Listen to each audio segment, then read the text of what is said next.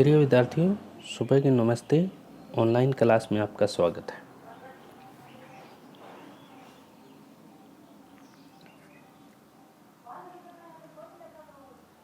अगली कविता है अपनी कठपुतली। हमने पहले 3 अध्याय 6th class RBSC board 6th class का अध्ययन कर रहे हैं। हमने पहले 3 अध्याय पढ़े। आज चौथा अध्याय शुरू करते हैं। चौथे अध्याय का नाम है कठपुतली, जो भवानी प्रसाद मिश्र की कविता है, जिसका नाम है कठपुतली। कठपुतली का अर्थ होता है काठ की बनी हुई पुतली, यानी कि एक ऐसा पुतला जो काठ का बनाया हुआ है और व्यक्ति की उंगलियों के इशारे से वो नाचती हैं, वो अपने कर्तव्य दिखाती हैं। एक व्यक्ति है, वो कर्तव्य दिखाता है, अपनी उंगलियों के इशारे से काठ की बनी हुई पुतलियाँ बनाता है और अपने कर्तव्य दिखाता है। उसे कठपुतली कहते हैं। काठ की बनी हुई पुतली, कठपुतली।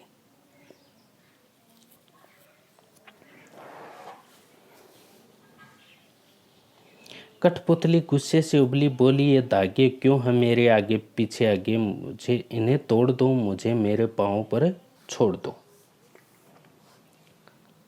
कवि भवानी प्रसाद मिश्र कह रहे हैं कि कठपुतली की भी अपनी एक इच्छा होती है, और वह कहती है कठपुतली गुस्से से उबली, क्योंकि कठपुतली को धागों से बांधा जाता है और व्यक्ति अपनी उंगलियों के इशारों से उन कठपुतलियों को नचाता है, उन कठपुतलियों से कर्तव्य करवाता है। तो कठपुतली की क्या इच्छा है, कठपुतली क्या कहना चाहती है, वो कवि ने इस कविता के माध्यम से बताया है। कवि ने बताया है कठपुतली गुस्से से उबली। कठपुतली काठ की बनी हुई जो पुतली है, वो गुस्से से उबली, गुस्से से बोलने लगी। बोली ये धागे क्यों है मेरे आगे पीछे, क्योंकि कठपुतली जो होती है उसके चारों ओर धागे बंधे हुए होते हैं,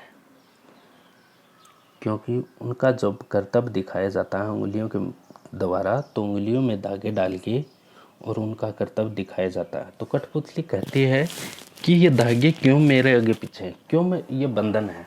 यानी कि कठपुतली भी एक स्वतंत्र जीवन जीना चाहती है, वो भी किसी के इशारों पर नाचना नहीं चाहती है, क्योंकि वो तो एक निर्जीव है। देखिए, निर्जीव है तो भी किसी के इशारों पर नाचना नहीं चाहती है, तो फिर सजीव जिसमें आत्मा निवास करती है, वो कैसे किसी के इशारों पर कुछ भी कार्य करेंगे।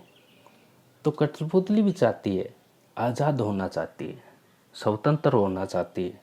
कवि ने कठपुतली के माध्यम से ये बताया है कि कठपुतली भी स्वतंत्र होना चाहती है, इसलिए इस संसार के सभी प्राणी स्वतंत्रता होना चाहते हैं।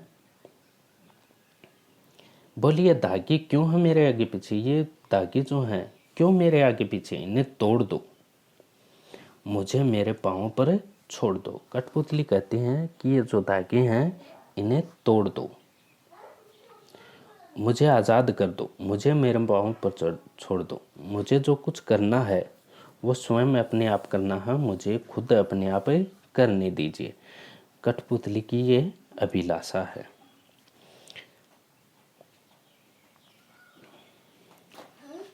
सुनकर बोली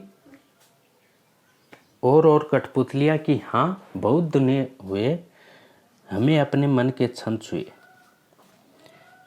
ये सुनकर और कठपुतलियाँ भी कहने लगी, जो दूसरी कठपुतलियाँ हैं वो भी कहने लगी कि हाँ, ऐसा ही होना चाहिए, हमारे चारों ओर के धागे तोड़ देने चाहिए, हमारे चारों ओर जो बंधन है, हम जिससे बंधी हुई है, वो बंधन टूट जाने चाहिए। बहुत दिन हुए हमें अपने मन के छंद छुए, अपने मन की बात कहे हुए, अपने मन के विचारों को बहाए हुए, अपने मन के विचारों को दूसरों के सामने प्रकट कर किए हुए बहुत दिन हो गए हैं। इसलिए हमें भी अपने मन के विचार प्रकट करने हैं,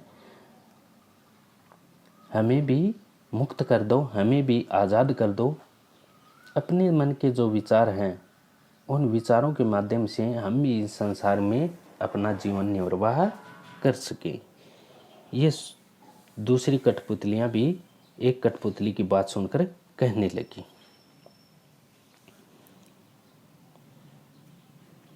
मगर पहली कठपुतली सोचने लगी, ये कैसी इच्छा मेरे मन में जगी। लेकिन ये सोचकर